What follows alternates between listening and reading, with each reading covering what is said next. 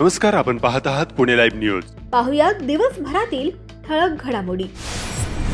चाकण औद्योगिक वसाहतीत निघोजे तालुका खेड हद्दीमध्ये शुक्रवारी 13 फेब्रुवारी 2026 रोजी सकाळी 9च्या सुमारास महिंद्रा कंपनीच्या समोर प्रवाशांनी भरलेल्या PMPMLच्या धावत्या इलेक्ट्रिक बसने अचानक पेट घेतला.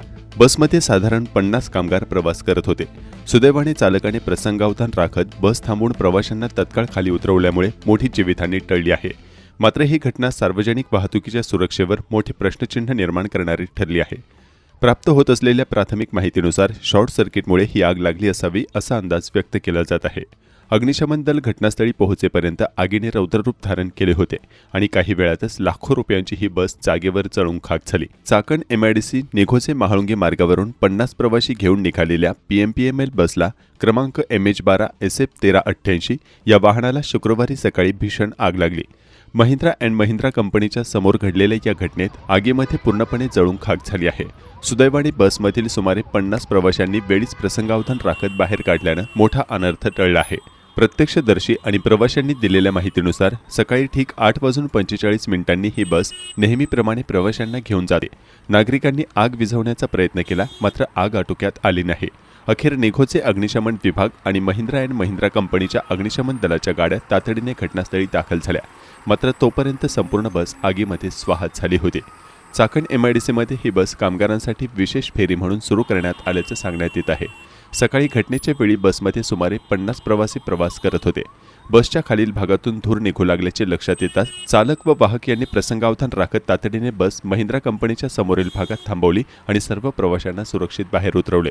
त्यामुळे मोठी जीवितहानी टळली आहे. या भीषण आगीत संपूर्ण जळलेल्या बसचा केवळ लोखंडी सांगाडा शिल्लक राहिला आहे. बस चालकाच्या तत्परतेमुळे 50 प्रवाशांपैकी कोणालाही इजा झाली नाही. शॉर्ट सर्किटमुळे बसला आग लागल्याचा प्राथमिक अंदाज वर्तवण्यात येत आहे. प्रत्येक फेरीनंतर वाहनांची तपासणी गरजेची आहे. चाकण औद्योगिक भागात कामगार मोठ्या प्रमाणावर अशा बसेसमधून प्रवास करतात. त्यामुळे प्रत्येक फेरीनंतर बसच्या इलेक्ट्रिकल वायरिंगची तपासणी होणे गरजेचे असते. बसमध्ये अग्निशमन उपकरणे सुस्थितीत असावीत आणि चालकांना त्याच्या वापराचे प्रशिक्षण दिलेले हवे असणे बंधनकारक असते. धूर निघताच अलार्म वाजणारी यंत्रणा बसमध्ये असणे अनिवार्य आहे, असे संबंधित घटना टाळण्यासाठी गरजेचे असल्याचे तज्ज्ञ सांगतात.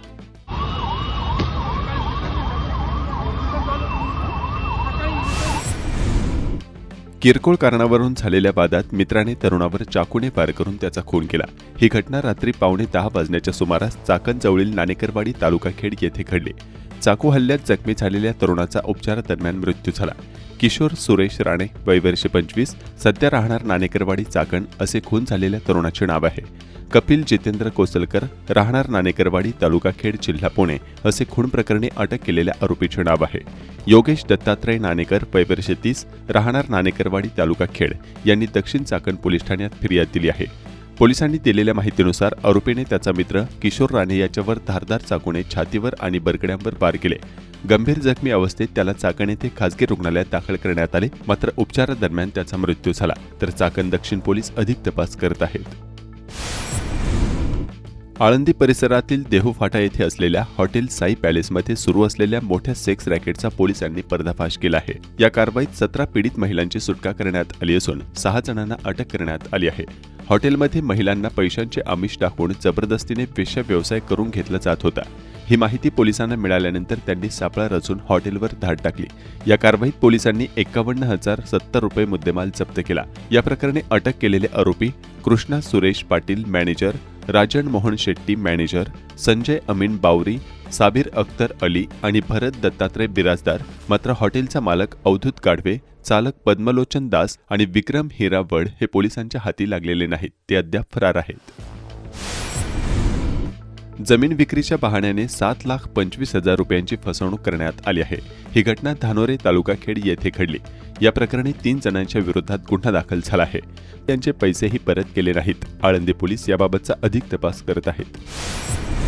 पुणे नाशिक महामार्गावर चांडोली गावाच्या हद्दीत स्कूटीवरून निघालेल्या 2 महिलांना एका दुचाकीवरून आलेल्या दोघांनी कांदा लसूण केंद्राच्या समोर स्कूटीच्या शेजारून पुढे जाताना गळ्यातील 1.5 लाखांचे सोन्याचे मणिगंठन जबरदस्तीनं धरून हिसका मारून लाल रंगाच्या स्प्लेंडर मोटारसायकलवरून ते पसार झाले.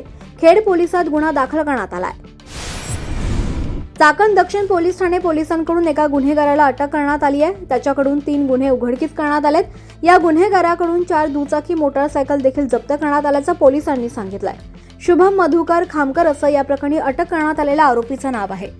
चाकण, दिघी व हिंजवडी पोलीस ठाण्यात दुचाकी चोरीचे 3 वेगवेगळे गुन्हे त्याच्यावर दाखल करण्यात आले. सार्वजनिक ठिकाणी कबुतरांना अन्न घालण्यावर बंदी घालण्यात येत आहे. कबुतरांच्या वाढत्या संख्येमुळे आजार पसरत असल्याचं देखील बोललं जात आहे. त्यामुळे मागील अनेक वर्ष माणसांच्या सोबत राहणाऱ्या या पक्षाला कबूतर ज्या म्हणण्याची वेळ आली असल्याचं चित्र आता पाहायला मिळत आहे. मात्र प्राणी, पक्षी आणि मानवतेचे अतूट नातं राहिलेलं आहे. अशातच एका कबुतराला तरुणानं इतका जीव लावलाय की ते कबूतर आता या मित्राशिवाय राहतच नाहीये. संबंधित तरुण दुचाकीवरून प्रवास करताना देखील हे कबूतर ही दोस्ती तुटायची नाही म्हणत त्याच्या सोबतच प्रवास करत असल्याचा प्रकार पाहायला मिळतोय.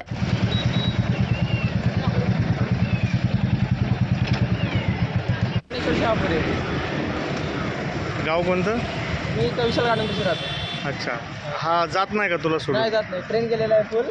हां, ट्रेन किल्लो असतो तर आपण ट्रेन करायला लागतो. अच्छा गाडीवर सोबत ओढतो, सोबत राहतो. अच्छा. कुठं जाणार नाही, कुठं गेलं तरी येते आपला आवाज देतात.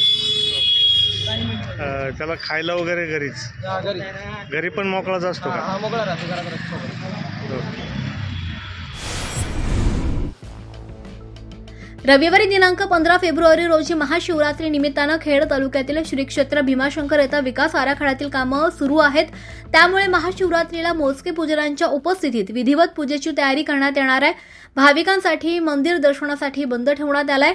त्यामुळे प्रति भीमाशंकर म्हणून ज्या ठिकाणी डाकीनं राक्षसाबरोबर महादेवाचे घणघोर युद्ध झालं अशा भोरगिरी येथील कोटेश्वर महादेव मंदिरात यंदा दर्शनासाठी गर्दी होण्याची शक्यता आहे.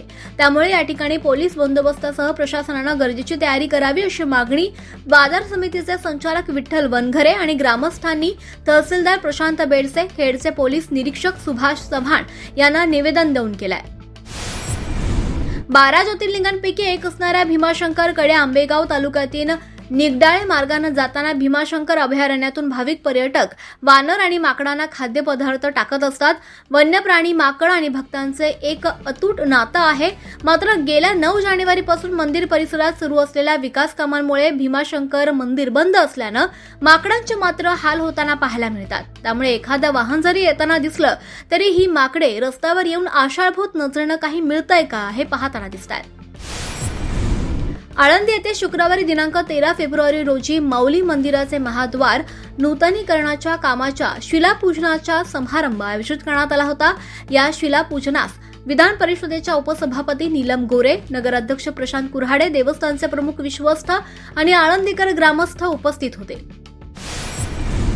चाकणचे माजी आदर्श सरपंच स्वर्गीय नंदकुमार गोरे यांच्या द्वितीय पुण्यस्मरण दिनाच्या निमित्तानं चाकणमध्ये विविध संस्था, प्रशाला, धार्मिक स्थळांना भरीव मदत करण्यात आली आहे.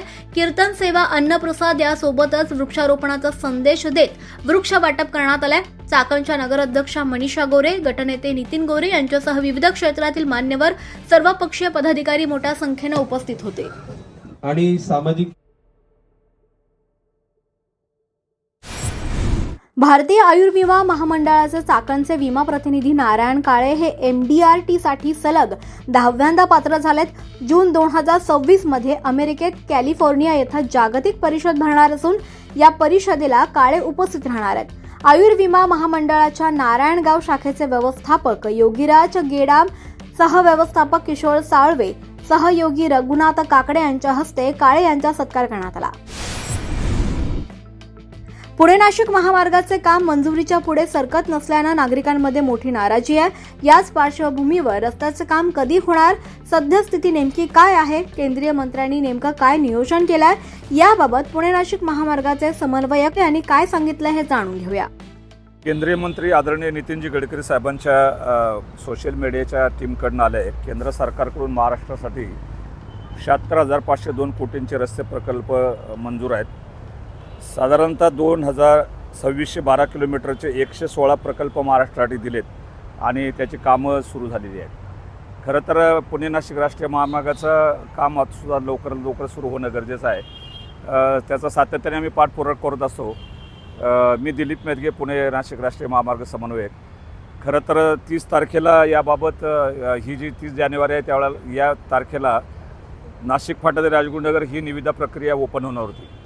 त्याच्यानंतर अनेक दिवस तारीख पे तारीख पडत आहेत. मी आजच सकाळी प्रकल्प संचालक श्री संजय कदम साहेबांशी बोलल्यानंतर असं समजलं की 16 फेब्रुवारीला ही निविदा प्रक्रिया ओपन होणार आहे.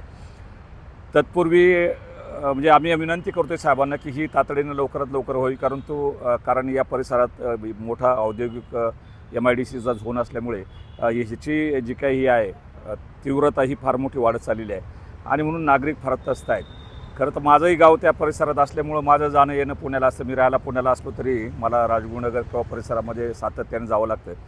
त्याच्यामध्ये एक गोष्ट आम्ही याच्यामध्ये सुरू ठेवलेली अशी आहे की याच्यावरती जे थोडं रुंदीकरणाचं म्हणजे जी आम्ही मध्ये अतिक्रमण मोहीम राबवून ती जी अतिक्रमण काढली होती, नागरिकांचं म्हणणं होतं की जिथं तुम्ही अतिक्रमण काढलीत तिथं तातडीनं काहीतरी काम करा, नाही तर मग परत लोक त्याच्यावरती अतिक्रमण करतात आणि मग पुन्हा डबल उपयोग होती. तर त्या अनुषंगाने आमचे प्रकल्प संचालक श्री संजय कदम साहेबांनी याच्यावरती पॉझिटिव्ह गोष्ट घेऊन याच्यामध्ये रुंदीकरणाचं काही ठिकाणी काम सुरू आहे. त्याच्यामध्ये चिंबळी फाटा असेल, नंतर स्पायसरचा चौक ते आळंदी फाटा म्हणजे जो आळंदीकडे रस्ता होतो त्या चौकामध्ये पण आम्ही रुंदीकरण करत आहोत. 5.5 मीटर दोन्ही बाजूला 11 मीटरने हे रुंदीकरण केलं जाणार आणि त्याच्यावरती डांबरीकरण करून पुन्हा आंबेठाण चौकामध्ये सुद्धा हा जसा तळेगाव चौकामध्ये हा चौक मोठा केला गेला तर त्याप्रमाणे तो आंबेठाण चौकात तो करत आहोत. रोकल फाट्यावरती पण तो प्रकल्प तिथे रुंदीकरणाचं काम सुरू होत आहे. म्हणजे ते काम आता निविदा प्रक्रिया झाली आहे. देवकर नावाची एक कन्स्ट्रक्शन कंपनी सदर निविदा 13 कोटीचं हे काम आहे. खरं तर कंपनीने 40% कमी दराने हे काम घेतले. त्यामुळं नागरिकांना विनंती आहे की यांच्या कामाच्या दर्जावरती आपण निश्चितपणे लक्ष ठेवा आणि काही वाटलं आपल्याला दर्जामध्ये काही चुकीचं तर आम्हाला निश्चितपणे कॉन्टॅक्ट करा. दुसरी गोष्ट शिरवली याच रस्त्यावरती शिरवली गावामध्ये चौक मोठा होणं गरजेचं आहे. कारण पाईट परिसर किंवा वांद्रे आंबोली परिसरामध्ये जाणारी जी वाहनं आहेत तर त्याच्यामध्ये संध्याकाळच्या वेळेला किंवा दिवसा पण बऱ्याच वेळा वाहतूक कोंडी होते. जेव्हा वाहन वळत असतं त्यावेळेला हायवेला इथं बरीच वाहतूक कोंडी होते. म्हणून प्रकल्प संचालक कदम साहेबांना मी विनंती केली की हा सुद्धा चौक आपण जरी आपल्या प्लॅनमध्ये नसला तरी आपण तो तातडीने घ्यावा आणि तसं त्यांनी मला आश्वासित केले की आपण या कामाबरोबर त्याचंही काम करून घेऊ. खरं तर तारीख पे तारीख हे संपायला हवं आणि राष्ट्रीय महामार्गाचं जे 7,500 कोटीचं जे काम आहे संपूर्ण उड्डाणपूल नाशिक फाटा ते राजगुरुनगर हे लवकरात लवकर सुरू व्हावं अशी मी आदरणीय गडकरी साहेबांना सुद्धा आता हा व्हिडिओ मी त्यांच्या ऑफिसला पाठवणार आहे. तर आदरणीय गडकरी साहेबांना विनंती करतो की हे ट्रॅफिकच्या समस्येतून किमान या परिसरातील लोकांना लवकरात लवकर आपण रिलीफ देण्याचा प्रयत्न करावा. धन्यवाद.